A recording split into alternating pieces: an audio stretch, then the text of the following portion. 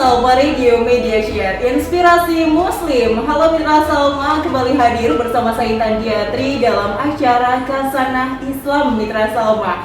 Untuk edisi hari ini Mitra Salma, Kasanah Islam akan membahas tentang tema kiprah milenial, dan sudah hadir beliau sebagai narasumber kami di kesempatan hari ini Mitra Salma, ada Bapak Jose Iwan Hidayat. Kita sapa terlebih dahulu Mitra Salma. Assalamualaikum Pak Yose. Waalaikumsalam warahmatullahi wabarakatuh. Gimana kabarnya hari ini Bapak? Alhamdulillah Intan, sehat. Intan sendiri gimana kabarnya? Alhamdulillah sehat, semangat tentunya. Oke. Udah vaksin belum nih? Sudah. Baru satu kali? Udah dua. Komplit ya Pak? Komplit ya? Oke, alhamdulillah. Iya. Ya. Baik Mitra Salma, untuk di kiprah milenial kali ini juga akan membahas seputar tentang sadar vaksin, betul ya Pak Yose ya? Silakan Pak Yose untuk bisa memulai perjumpaan kita hari ini. Oke, baik.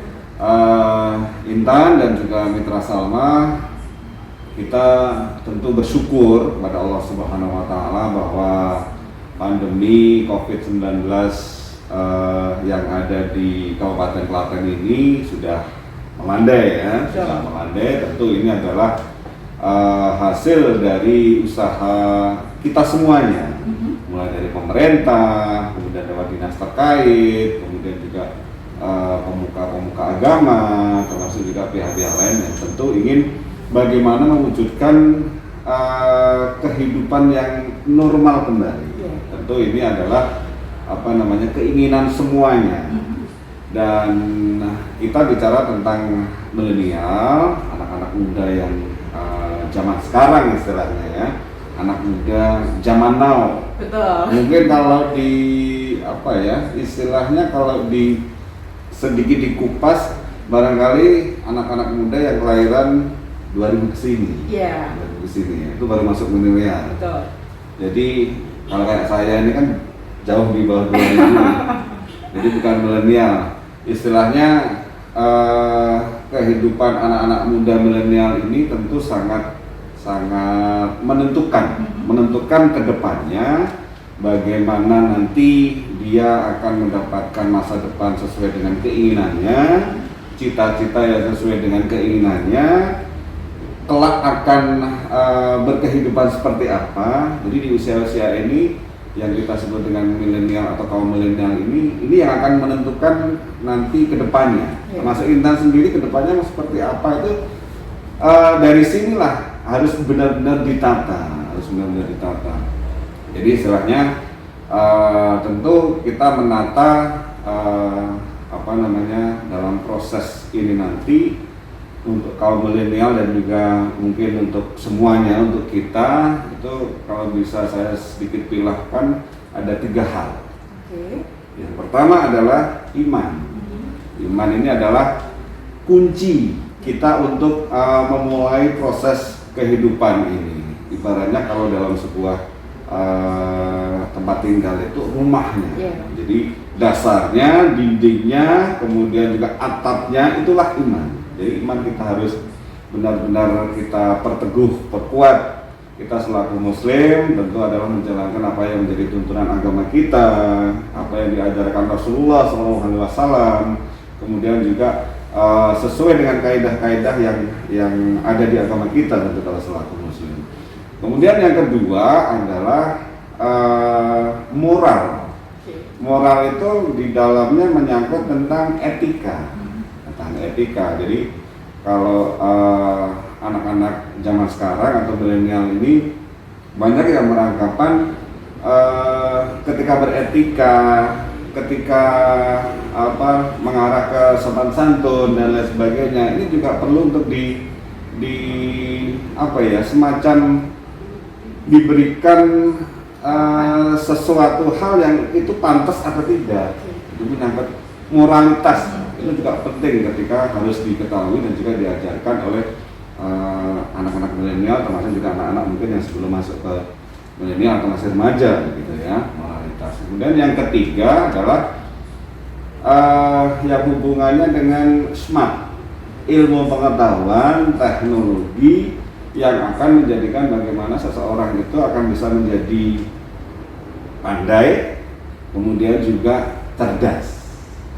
pandai di sini mungkin dari sisi keilmuannya. Kalau cerdas itu menumbuhkan bagaimana punya inspirasi, kemudian mengatasi masalah ketika ada persoalan, ketika sesuatu terjadi dia harus bagaimana, harus seperti apa, ini juga perlu untuk ditumbuhkan. Jadi 3 hal itu barangkali yang harus kita miliki semuanya, terutama untuk adik-adik di usia milenial atau kaum milenial ini. Yang pertama adalah iman, yang kemudian yang kedua adalah moral, yang ketiga adalah smart. Untuk mengawali. Iya. Baik, Mitra Salma ini di awal perjumpaan kita udah mendapatkan 3 poin ya, 3 poin penting yang tentunya harus kita tingkatkan dan juga kita miliki sebagai kaum milenial ya. Lalu terkait dengan tema kita di kesempatan hari ini nih Pak Jose, terkait dengan sadar vaksin. Nah, menurut Pak Jose sendiri vaksin itu seperti apa sih Pak? Karena mungkin dari kita sebagai kaum milenial ini ada beberapa yang belum melaksanakan vaksin di tengah pandemi ini Pak. Silakan. Jadi mungkin yang dimaksud Intan, kadang masih ada teman-teman yang ragu. Betul. Masih ada yang ragu, masih ada yang setengah hati tentang vaksin. Ini wajar sih, kita sebagai manusia, sebagai insan yang ada di dunia ini, ketika akan mendapatkan sesuatu yang mungkin itu baru, rasa ragu itu wajar. Saya sendiri secara pribadi juga awal-awal sempat ragu juga, gitu, wajar juga. Tapi akhirnya ketika kita terus menelaah, kemudian kita mengetahui informasi-informasi yang benar. Kenapa saya sebut informasi yang benar? Karena dalam kehidupan kita, terutama di dunia maya, itu banyak juga yang orang yang berniat menyesatkan dengan membuat berita-berita hoax atau berita-berita yang tidak benar. Jadi ketika kita ingin mendapatkan sesuatu informasi, kita harus bisa memilah mana informasi yang benar dapat dipercaya, bisa dipertanggungjawabkan, itu yang penting, yang utama. Kemudian balik lagi ke vaksin tadi, kalau saya bilang sebenarnya vaksin ini sama halnya kalau kita memiliki ponsel seperti handphone. Kenapa saya bilang vaksin itu seperti handphone? Handphone itu adalah hasil pemikiran manusia. Allah Subhanahu wa Ta'ala menciptakan manusia memiliki akal pikiran. Akal pikiran itu tentu ini adalah yang membedakan dengan makhluk-makhluk ciptaan Allah yang lain. Dan handphone ini sendiri alat komunikasi yang ditemukan oleh ahli pada waktu itu yang berfungsi untuk mendekatkan dari yang jauh sebagai alat komunikasi, berhubungan, dan mana kita bisa merasakan sampai saat ini betapa pentingnya handphone itu. Bahkan kalau kita boleh jujur, sekarang hampir semua orang itu ketika berada di rumah atau bangun tidur, mesti sebelum ngapa-ngapa handphone dulu dicari. Ada pesan nggak nih, ada ini nggak, dan sebagainya. Dan kita wajib bersyukur, itu merupakan bagian dari ikhtiar juga. Akhirnya diketemukan handphone, dan akhirnya kita bisa melaksanakan komunikasi dengan sahabat, dengan keluarga, serasa dekat. Yang kemudian terus berkembang dengan adanya teknologi seperti sekarang ini, jadi smartphone ya. Jadi tidak hanya sebagai alat komunikasi, tapi bisa sebagai teknologi yang bisa kita gunakan sebagai media untuk kebutuhan kantor misalkan. Kemudian juga untuk pekerjaan, editing dan lain sebagainya, termasuk video. Untuk para YouTuber ini juga hampir semua bisa memfungsikan yang namanya handphone. Jadi itu adalah bagian dari ikhtiar juga. Ketika dulu bagaimana sih ketika kita bisa berkomunikasi tapi dengan minim biaya, kalau perlu juga nggak perlu biaya, kita bisa mendengar suaranya dan lain sebagainya.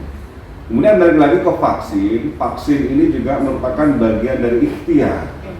Bagaimana kita melihat pandemi COVID-19 ini dari waktu ke waktu, ternyata ketika kita sudah melaksanakan protokol kesehatan dengan memakai masker, kemudian jaga jarak, kemudian juga meningkatkan imun dan lain sebagainya, itu ternyata masih belum 100% maksimal, dalam arti ketika daya tahan tubuh menurun, ketika mungkin bergaul dengan teman-teman yang lain, kemudian juga di suatu tempat kita tidak sadar membuka masker, jadi kemungkinan kita terkena COVID-19 kan masih ada. Ya. Nah, tentu dengan adanya vaksin ini kita harus bisa membawa dalam pikiran kita ini adalah vaksin. Allah Subhanahu wa taala telah memberikan hidayah, rahmat kepada kita semuanya lewat para ahli yang menemukan vaksin, yang sekarang juga kita terkadang bisa memilih, ada Sinovac, ada Moderna yang terbaru dan lain sebagainya, dan ini merupakan satu hal yang sudah terbukti bagaimana semua bisa melihat dengan adanya vaksin ini benar-benar bisa menekan penyebaran COVID-19. Meskipun ini tidak 100%, tapi kembali lagi bahwa ini adalah ikhtiar. Kita sudah berusaha, sudah melaksanakan apa yang sudah menjadi ketentuan, misalkan melaksanakan protokol kesehatan. Nah, selanjutnya adalah tentu dengan membentengi diri. Ini yang harus teman-teman dari kaum milenial juga harus bisa memahami, gitu ya, harus bisa memahami dan menjauhkan dari hal-hal yang sifatnya negative thinking, berpikiran negatif. Meskipun kita tahu bahwa yang namanya vaksin itu ada efeknya, itu wajar. Segala sesuatu yang kita masukkan ke dalam tubuh kita, tentu efek itu nanti tergantung dari masing-masing orang, masing-masing pribadi. Daya tahan tubuhnya seperti apa. Jadi dan alhamdulillah efek dari vaksin ini hanya kecil dibandingkan dengan manfaatnya. Dengan manfaatnya, gitu kan. Kalau efek kita harus beristirahat 1 atau 2 hari, kemudian ada demam, ada meriang dan sebagainya, kita anggap ya itu sesuatu yang harus memang kita jalani. Meskipun itu juga kita tahu tidak semua seperti itu. Ya. Jadi sekali lagi tentang vaksin ini harus benar-benar ditumbuhkan, dan ketika kita masih ragu, ya coba kita untuk mencari informasi dulu seperti apa.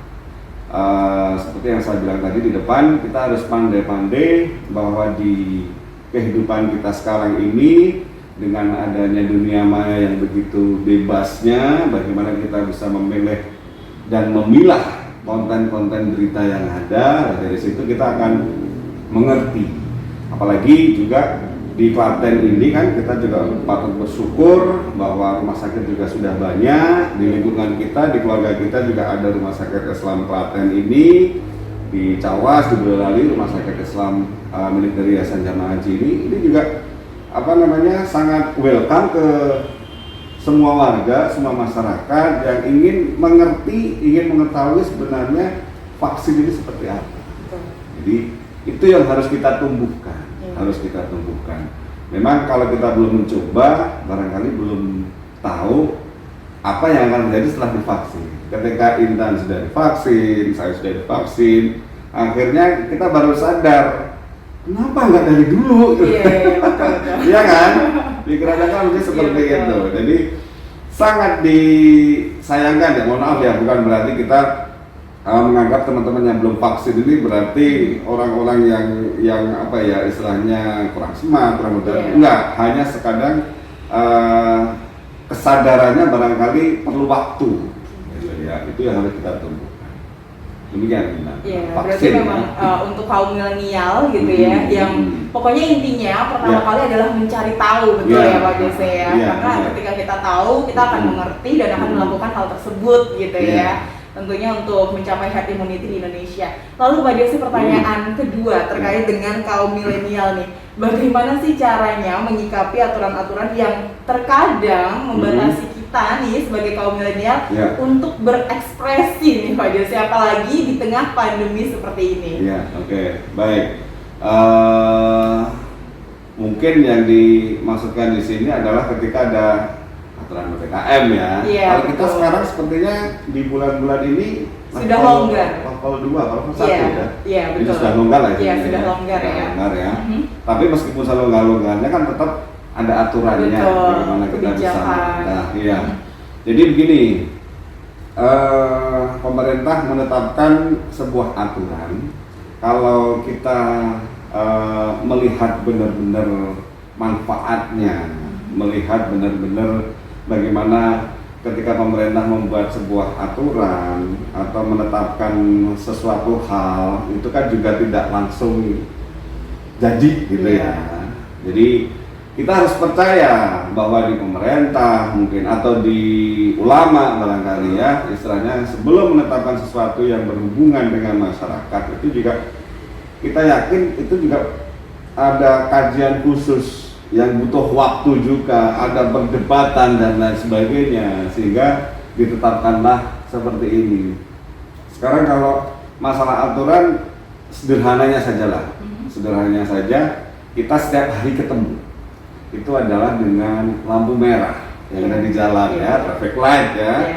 Kalau istilahnya kita melihat mungkin secara sederhana, apa sih lampu, kadang kita juga menerobos juga kayaknya juga nggak apa-apa gitu ya. Terus kemudian kita melihat ini sepi-sepi aja, tapi sebenarnya di balik itu kita tahu bahwa traffic light, lampu merah itu diciptakan kemudian dihadirkan di situ adalah untuk mengatur kita semua pengguna jalan, biar pengguna jalan itu tidak saling serobot, dan sinilah bisa saling menghormati, istilahnya bisa saling mengikuti. Ketika ada lampu merah ya kita harus berhenti, kita memberi kesempatan yang ada di lain lajur untuk berjalan terlebih dahulu gitu kan. Jadi untuk melindungi kita sebenarnya, biar kita itu tidak terjadi kecelakaan, biar kita tidak terjadi sesuatu yang tidak diinginkan di jalan raya. Jadi sama sebenarnya dengan apa yang aturan yang mungkin dilaksanakan kemarin ketika di PPKM level 4 yang begitu ketat ya, begitu ketat sekali. Kemudian sekarang kita juga masih ada aturan-aturan yang sebenarnya bahwa aturan itu sebenarnya adalah untuk melindungi kita.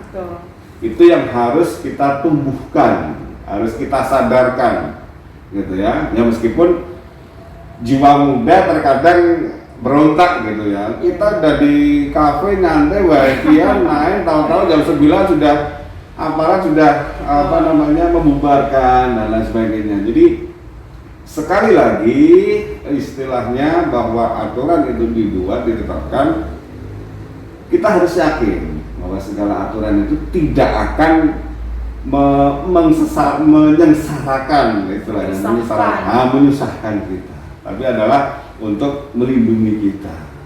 Kita yakin kita sehat misalnya, belum tentu kita itu nanti sehat karena kita itu adalah punya keluarga. Kan kita kadang nggak sadar habis dari mana, habis bertahu dengan siapa, kemudian ternyata membawa virus. Intan sehat, gak kenapa-napa, kemudian di rumah ketemu sama adik, ketemu sama orang tua misalkan, kan nggak tahu. Padahal orang tua yang habis bekerja, lelah dan lain sebagainya, secara tidak langsung ternyata kena virus dari Intan yang habis bepergian misalkan. Jadi kita harus bisa membawa pikiran kita itu secara luas melihatnya. Ya. Jadi aturan itu sekali lagi adalah kita yakin adalah untuk kebaikan kita semua. Itulah. Baik, terakhir nih Pak Yose, terkait dengan kaum milenial itu identik dengan iptek gitu ya, yang serba canggih dan perkembangannya bahkan sampai saat ini semakin pesat mulai dari sosial media. Ini menurut tanggapan Pak Yose bagaimana? Oke, baik. Kembali lagi apa yang tadi sempat saya singgung yang di depan, bahwa sekarang milenial itu lebih tahu sesuatu yang terkadang belum sempat menyebar. Betul. Ya kan? Kan kamu bisa merasakan sendiri kan. Biasanya lebih tahu. Berselancarnya juga mesti lebih gesit dibandingkan mungkin beliau-beliau yang berusia di atas 40 atau yang usia-usia istilahnya masih remaja. Nah, dan di milenial ini kan memang saat ini tuh serba dituntut bagaimana kita bisa untuk mengerti dunia, mengerti kehidupan di luar, apa yang terjadi di luar, kemudian kita harus mengerti saat ini apa yang ada yang bisa kita manfaatkan, kita harus mengerti. Termasuk sendiri balik lagi ke masalah vaksin. Di vaksin ini pemerintah ini melaksanakan controlling lewat aplikasi, ya kan? Itu kan juga bagian dari iptek. Jadi betul. Mau tidak mau memaksa istilahnya tidak hanya kaum milenial saja ya, jadi semua harus bisa memahami. Makanya untuk kaum milenial ini saya juga harus berperan untuk ikut memberikan sesuatu yang dia ketahui kepada orang tua, kepada saudara yang memang aplikasi Peduli Lindungi ya. Peduli Lindungi itu memang sebenarnya juga tidak mudah. Tidak mudah gitu loh. Bagi orang tua itu tidak mudah gitu loh kan. Kalau bagi teman-teman yang milenial, biasa aja, cuman pencet daftar sudah masukin NIK sudah. Tapi kan bagi orang-orang yang sudah dewasa, sudah tua, yang belum mengerti atau tidak mengerti tentang sebuah aplikasi, itu juga bukan sesuatu yang mudah. Dan tentu kehidupan sekarang yang serba canggih dan serba online, jadi mau tidak mau memang harus mengikuti dan harus terlibat gitu ya. Zaman serba canggih itu katakanlah dengan kartu identitas, KTP itu sekarang sudah berbeda dengan dulu. Sekarang sudah online gitu ya. Misalnya ketika akan memasukkan lewat aplikasi atau nomor induk kependudukan di NIK kita sudah nongol, nanti nama kita di situ, alamat kita di situ. Jadi itu untuk memudahkan semuanya, Jadi untuk milenial ini saya yakin sebenarnya tidak perlu kita tuntut, otomatis mereka akan tahu sendirinya. Kemudian yang menjadi catatannya adalah misalkan kita kembali lagi ke handphone itu bisa menjadi sesuatu yang sangat bermanfaat dalam kehidupan kita, sangat membantu dari segala kegiatan kita. Namun juga ada sisi negatifnya ketika kita tidak bisa kontrol. Bisa menjadi sesuatu yang menyesatkan, bisa menjadi sesuatu yang menjerumuskan. Jangan dianggap yang namanya kita bermain media sosial itu jangan dianggap hanya menyenangkan saja, namun juga ada sisi-sisi yang lain yang itu negatif. Kita terkadang nggak sadar. Makanya tadi di awal dari 3 hal yang saya sampaikan tadi, iman itu adalah yang utama. Jadi itu akan membentengi kita. Bagaimana kita akan bisa tahu ini yang baik, ini yang buruk dan lain sebagainya. Jadi handphone yang kita miliki, sekali lagi itu adalah sebuah alat komunikasi yang sekarang sudah sangat canggih, yang bisa dibilang komputer sudah ada di dalamnya, bisa buat ngetik-ngetik juga, bisa buat nonton film juga, bisa buat main game juga, kan? Ketika kita tidak bisa memanfaatkan dengan baik, tidak ada controlling dengan baik, ini bisa menjadi sesuatu yang bahaya. Gitu. Jadi pendidikan iman itu penting, termasuk juga moral itu juga penting. Bagaimana kita akan bergaul dengan orang lain, kita menghormati orang tua, menghormati guru, dosen dan lain sebagainya. Termasuk juga kecerdasan juga penting. Bagaimana kita harus smart di hidup sekarang itu, pandai dan juga cerdas.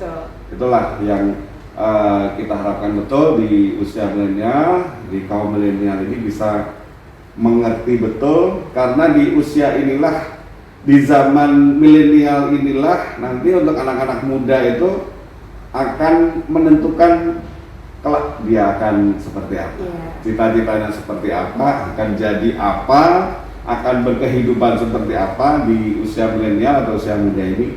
Itu yang sangat menentukan.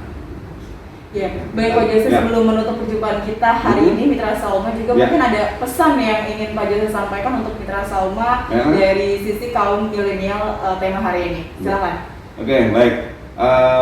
Tentu apa yang kita hadirkan di sini tentunya adalah untuk anak-anak milenial, anak-anak muda milenial kita yang sudah katakanlah usia dewasa ya. Betul. Tidak ada maksud menggurui. Anak muda sekarang itu nggak bisa digurui. Hanya kita tuh mengingatkan. Betul. Mengingatkan mana yang baik, mana yang kurang baik, atau mana yang buruk. Intan sendiri aja kalau sudah disuruh di ini, marahin nggak bisa. Anak muda sekarang itu nggak bisa yang namanya dimarahin, nggak bisa yang namanya dibentak-bentak, gitu loh. Kita selaku orang tua itu mengingatkan pun juga memberikan ini loh, kamu harus sadar ketika kamu akan berjalan lurus ke depan itu nanti mesti ada kerikil di jalan. Ibaratnya kita masuk di dalam mobil, mengendarai sebuah mobil, kamu kan lihat ya, ada kaca di depan, kemudian ada spion kecil di kanan dan kiri. Kaca di depan ini ibarat masa depan kita di situ. Masa depan kamu tuh ada di situ. Jadi harus benar-benar bisa melihat secara luas. Kemudian spion ini kan fungsinya melihat ke belakang. Jadi kita tidak bisa meninggalkan masa lalu. Tapi bukan berarti masa lalu itu akan selalu menghantui dalam kehidupan kita. Biar bagaimanapun saat ini ada, itu karena kita ada masa lalu kemarin, kita lalui. Jadi sekali-kali kita boleh menengok spion, itu adalah untuk sebagai evaluasi. Oh, gagal kemarin ketika mau masuk kuliah di sini karena ini. Oh, gagal karena itu adalah jadi masa lalu. Sementara untuk ke depan kita harus melihat ke depan, fokus ke depan. Seperti kita nyetir mobil itu kaca kan luas di depan. Iya, betul. Di depan itu unlimited gitu, unlimited, tidak terbatas. Jadi ini yang harus anak-anak milenial sekarang itu harus fokus ke sana. Oke, baik. Terima kasih Pak Jose untuk hari ini. Baik, Mitra Salma, tentunya Anda bisa menyimak Khasanah Islam di 103.3 FM. Semoga informasi yang disampaikan oleh Pak Jose sebagai narasumber kami kali ini juga bermanfaat untuk kita semua. Tentunya Mitra Salma untuk meningkatkan 3 poin tadi ya Mitra Salma, ada iman, moral, dan juga smart. Dan kini waktunya saya Tandiatri yang bertugas pamit undur diri. Salam Radio Media Share Inspirasi Muslim. Wassalamualaikum warahmatullahi wabarakatuh. Waalaikumsalam.